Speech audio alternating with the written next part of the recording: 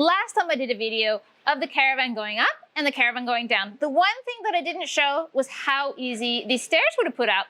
And somebody in the comments did ask, oh, I'd love to see those stairs come on up. Now, these stairs were actually developed by a Kimberley customer back in the day, and they've since been adopted by the factory because they're a little bit wider, there's more of them, so they're easier to go up and down than some of the stairs that you'll see on Caravans. This stairs is very easy to put away and take out.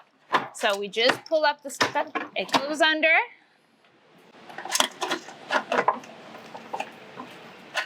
and it's locked into place. If I was taking the unit up and down and I had secured and made sure that there was nothing inside that was too high, I would put those stairs away first so that I wouldn't trip over it. Now, when we come and the unit has gone up, the last thing I'll do is put those stairs out again because I don't want to be tripping over it. Again, there's just a little latch here that I pull. The unit comes out, I pull the stairs easily out,